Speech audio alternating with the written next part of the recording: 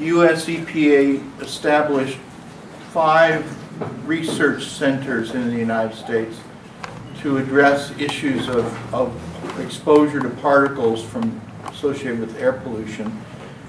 We therefore have been in existence for 12 years, and you can see the universities there that are involved, ranging from Michigan State to Wisconsin to even the University of Tsukuba in Japan.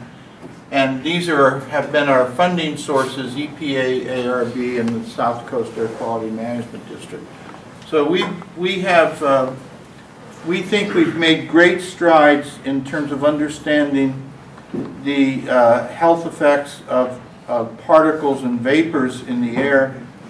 And I'm not going to talk about mechanism. I hope that you will ask me questions about mechanism, because I decided that I didn't want to overdo it. So we can get into mechanisms as much as you're interested.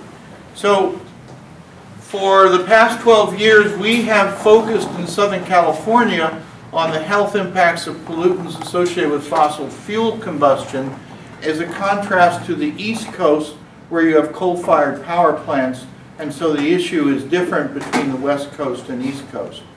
And we have focused on respiratory illnesses, allergic airway disease, including asthma, the effects on lung growth in children, increased risk of heart disease, including increased blood pressure, adverse birth outcomes, including low birth weight and preterm birth, and most recently neurologic activity.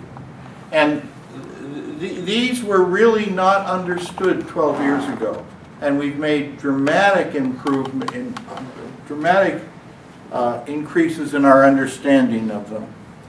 Now, just to remind you that Susanna will say more than I will, but just to remind you of what we're talking about when we talk about particles, we talk about PM10, which is smaller than 10 microns in diameter. We thought that there weren't going to be any health effects associated with these coarse particles. Turns out our results show quite significant health effects associated with them, and so we didn't believe it was going to happen, and it did. So we're not just talking about ultrafines, so it's an interesting issue. PM 2.5, as you know, is regulated by US EPA, and PM 0.1, which are the ultrafine particles smaller than 1/10 of a micron. So we're interested in the health effects and health implications of physical chemical characteristics of these particles. And so if we take big particles, medium-sized particles, and ultrafine particles as a source of exposure, and if you'll notice here, I want to emphasize, see the ultrafines in the upper airway regions? That means that they're being deposited in those regions, and they end up being translocated to the brain. And they produce, I'll come to that. So you have deposition throughout the lung, and so you have translocation of the ultrafine particles to a wide range of sections of the lung. And of course, one of the most important elements is that you have enormous quantities of ultrafine particles that are in the alveolar region, and therefore with the implications for health effects associated with ultrafine deposition in the lung, in the alveolar region. I'm worried about time, so I'm going. And so we believe that in terms of health effects, whether it be cardiovascular disease or asthma, that the predominant mechanism for production of those health outcomes is in fact alveolar inflammation, and we could talk about that further. And this is a slide that illustrates something about the ultrafines. For those of you that remember your biology, what's that? organ now. No, but what is the organ? Mitochondria? That's the mitochondria. So this is just a plain slide.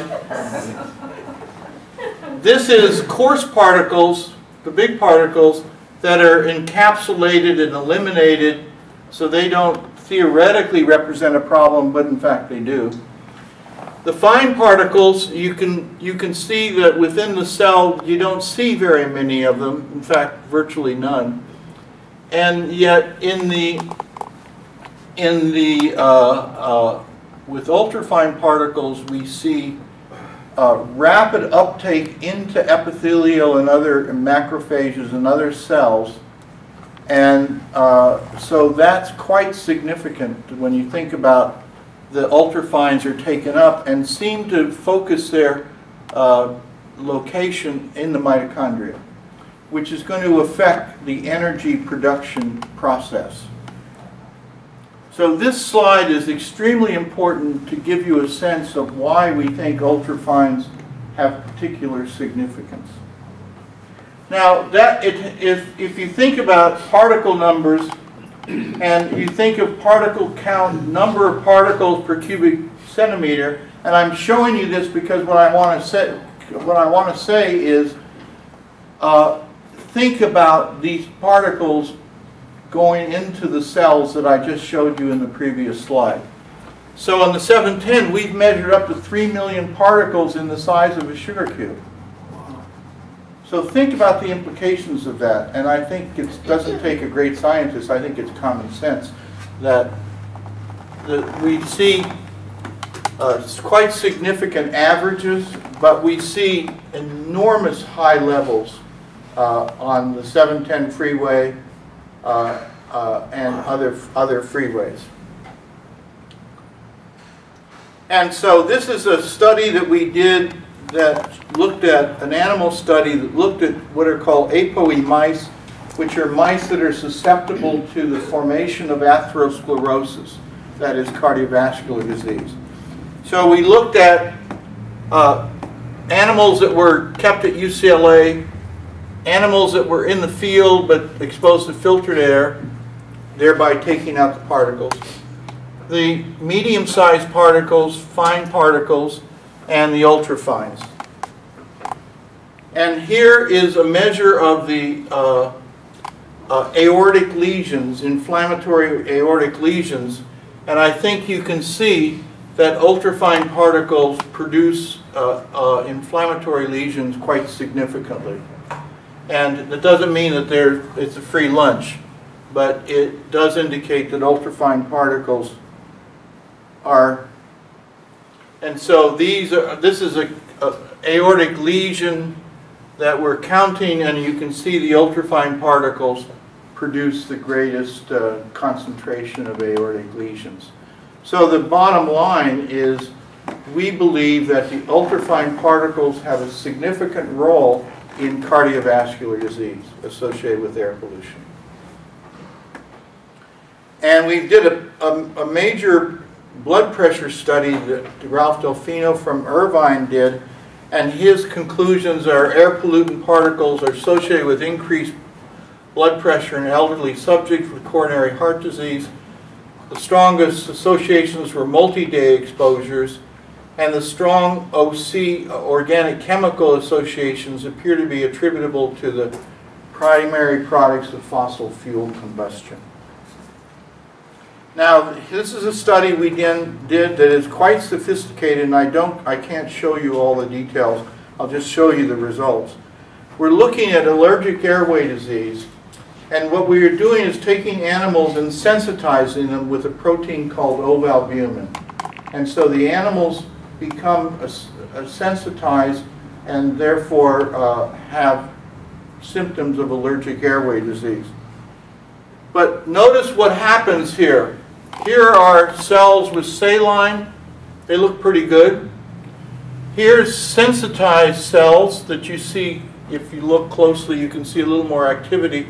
But when we get into combining the ovalbumin sensitizer with the ultrafine particles, you see massive inflammation in the lung of these animals.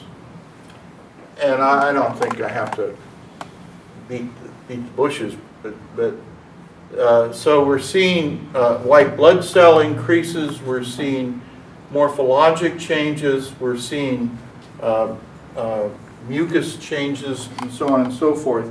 So this shows that if you're susceptible to allergic airway disease, if you have asthma, and you're exposed to ultrafines, it's quite significant in terms of the enhancement, what we call the adjuvant effects, or the enhancement of the health implications associated with the notion of susceptibility and enhancement.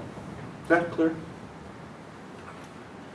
Okay, so ultrafine particles are capable of acting to enhance allergic sensitization, and basically inhalation of real-life ultrafine particles can lead to allergic inflammation deep in the lung in previously sensitized animals.